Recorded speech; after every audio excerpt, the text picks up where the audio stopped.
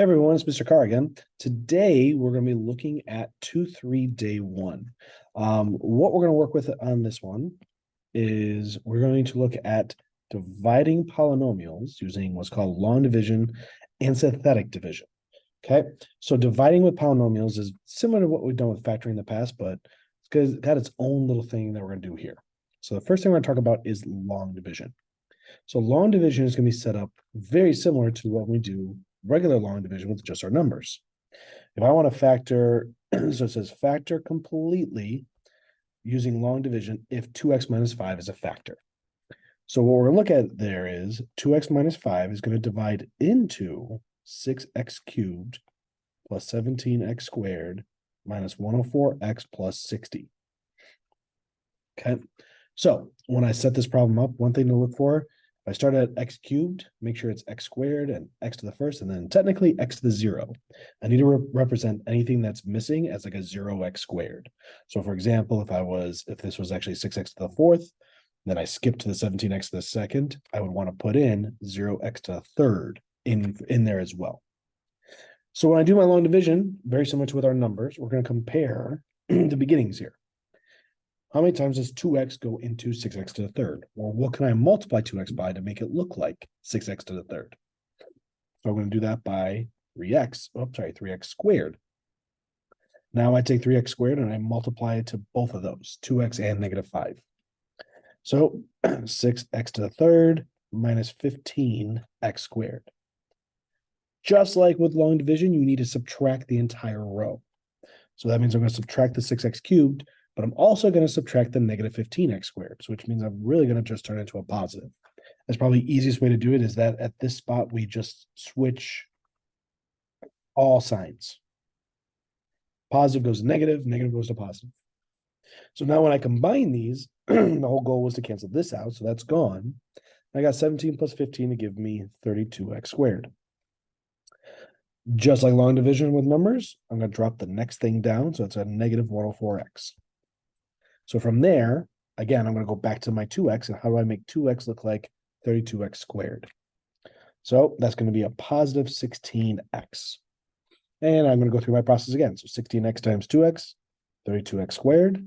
16x times a negative 5 is a negative 80x. 50 and 30, yep. And then we subtract this row, so everything's opposite. This will cancel out. I get a negative 24x. Bring this 60 down here. How do I make 2x look like negative 24x? I'm going to do negative 12 now, and I distribute that out. So I get negative 24x, and then a positive 60 from the negative 12 times negative 5. But then I do the opposite of everything. So that's gone, and I get 0 here as a remainder. So it says to factor completely. So I'm going to, now that I've done this, I'm going to go ahead and factor 3x squared plus 16x minus 12. Now, however you want to do the factoring, you can do AC method or guess and check. It's up to you. But I'm going to go ahead and do this as a guess and check because it's going to be too bad. And I should also say, technically, what I'm showing here is that this 2x minus 5 is a factor of the original polynomial. So I'm going to rewrite that as a factor with this quadratic now. And so I know that 2x plus 5 is going to carry forward. To get 3x squared, it has to be a 3x and an x. We have to have a positive number in the middle and negative in the end. So I know I have to have one positive, one negative number for these two. Because it's a positive number in the middle, I think it's going to be negative and positive. Because if I check it, 3x is going to multiply by something here. Makes that a positive number. And then this will just be negative 2 times x. And that is going to be a positive 6 and a negative 2. Because these two multiply the negative 12. And when I take 3x times 6, that's 18x. Negative 2 times x is negative 2x. Combine those together, and I get positive 16x when I put them together. And that's what I was hoping for here. So after factoring or dividing, using long division, dividing out 2x minus 5, just saw that, little mistake. That's supposed to be 2x minus 5. We can now factor completely into three sets of binomials. So sometimes we do our polynomial division and we're going to have a remainder. So the biggest thing to remember about this, if we take a function f of x and we're dividing it by our divisor, d of x, okay, we're going to end up with a quotient function, q of x. Okay, so that's my quotient function, but that's my remainder here still. So sometimes it won't come out to a remainder 0, and you're going to have like a new function there. We always want to write the remainder as r of x divided by the original divisor. Okay, so this is my divisor here. This is still going to be the divisor here. Okay, so if the remainder is ever 0, okay, then you don't have to worry about this other part here. You're just going to have this as that part. Okay. Also, if our remainder is 0, what that means is that our divisor divides evenly into my function. So keep that in mind as you work through. Like if you get a 0 remainder, that means it is a factor. So let's take a look at what this one looks like for long division here. Okay, so I've got 6x cubed minus 5x squared plus 9x plus 6 divided by 2x minus 1. So same as before, 2x and a 6x cubed is going to be 3x squared. Multiply those through, I get 6x cubed minus 3x squared, subtract and add. So that's going to be gone there, and then a negative 2x squared. Bringing the 9 down, the 9x I should say. So 2x into negative 2x squared is going to be a negative x. So I multiply that through, so that's a negative 2x squared plus 1x. Take the opposite of both of those, so I get 8x there, and drop my 6 down. So 2x goes into 8x, positive 4. Distribute that, I get 8x minus 4. Take the opposites, and I end up with 10. So 10 is my remainder. So what is the result of this is this whole quotient here, 3x squared minus x plus 4, plus the remainder 10 over my 2x minus 1 divisor. So that's how I'm going to write that when I have a remainder here. All right. So if we do this again, we can also still do this even if we're doing long division by like x squared minus 5x plus 6. So again, I'm going to set this up as x cubed minus x squared minus 14x plus 4, all divided by x squared minus 5x plus 6. Doing this is going to be the same exact process. I just need to compare a bit more. Still going to focus on the beginnings. How do I make x squared look like x cubed, or multiply it by x? So then I'm going to distribute the x through. I'm going to distribute it to all three terms here. So that's going to be x to the third, negative 5x squared, and then a positive 6x. Just like our normal process, I need to subtract this row, so everything goes opposite. That will cancel. I get a positive 4x squared, negative 20x, then drop the 4 down now. If I compare x squared to 4x squared, that's going to be a positive 4 now. So distribute the 4 through, I got, 4x squared, negative 20x, and a positive 24. Subtract, add, subtract. Cancel here, and it does cancel here, and I still get a remainder, though, of negative 20. So, again, I'm going to rewrite this as x plus 4 is my quotient part of this, plus my remainder of negative 20 over the divisor, x squared minus 5x plus 6. So a slight difference there, but it's not that much different than our other processes. The last thing we're going to talk about today, and I think we got 2 examples to go through. Yeah, 2 examples of this is what's called synthetic division. If you want to divide a polynomial by a factor that's written as x minus c, there's this process here. Basically, you take what your divisor is. So if I want to do x minus 3, you take that as the opposite number. So instead of negative, it's a positive 3. And then you list out all the coefficients right here in this order. Okay.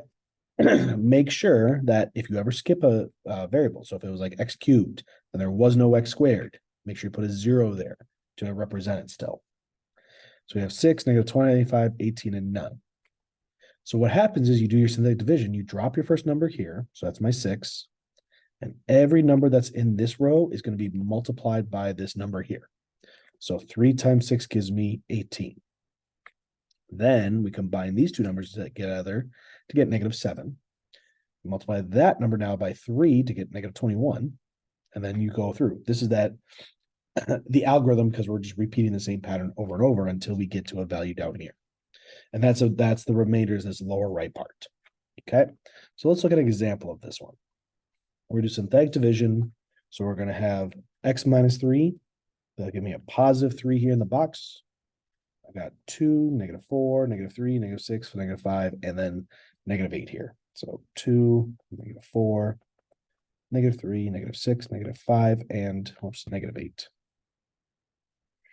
And I'll draw a line here. So it always starts with the first number dropping down to the bottom. So that'll be a positive 2. I'm going to take 3 times 2 is going to give me 6, and that's what brings me up here. Combine this with negative 4 is a positive 2 again. 3 times 2 is 6, and that comes up here. Negative 3 plus 6 is a positive 3. So then I come up here, that's going to be 3 times that 3 is going to give me 9. Again, this 3 is being multiplied to this row here. Negative 6 plus 9 is going to give me 3. So 3 times that again, it's me 9. Combine that with a negative 5 is going to give me 4. Multiply that by 3, I get 12, and I get 4 as a remainder. So dividing this out, what I did was, if I started at x to the 5th, and I divide by x minus 3, what's happening is this is all going to drop down by 1 degree. If this was x to the 5th here, divide it out, we end up with x to the 4th. So everything in my bottom row is actually going to be 2x to the 4th plus 2x cubed plus 3x squared plus 3x plus 4 plus my remainder 4 over x minus 3. Okay, so very similar process to my long division, but with synthetic division, it's just a little bit easier because you can just keep those numbers here. Here's a question to think about for the future. How does this polynomial, what happens with the polynomial if you plug in 3 and you evaluate 3 for all of these values? I'll leave you to do that for yourself, but basically plug in 3 and see what you get. Might find a surprise there. For the last example, we can still divide if my divisor is a little bit different. Excuse me. So remember, we want to divide by x minus c. So anytime you're going to divide by something like this, we want to rewrite the division expression so that the divisor is of the form x minus c. In this case, everything gets divided by 2, so it looks like x minus 3 over 2.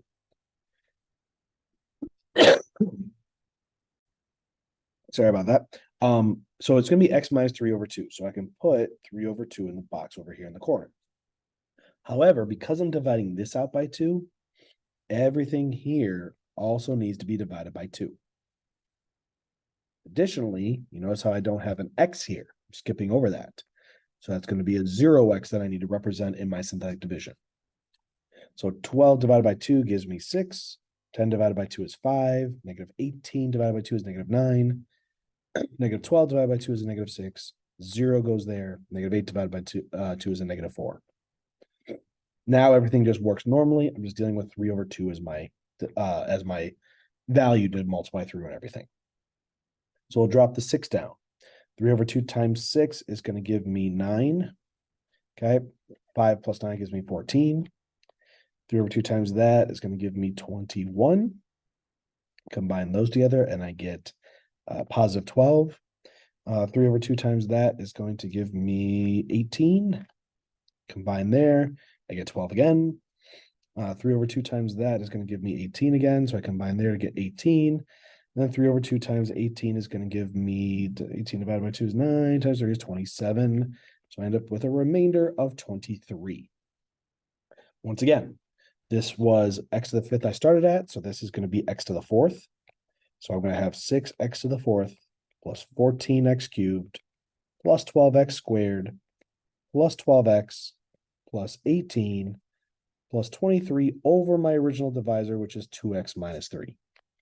Okay, and that's it for long division and synthetic division. Remember, the whole idea of this is that it's similar to factoring because you're trying to take out a certain, in this case, binomial. When we do that, we just have to follow our specific processes for each case there. All right, and that's it for today. Take care, everyone.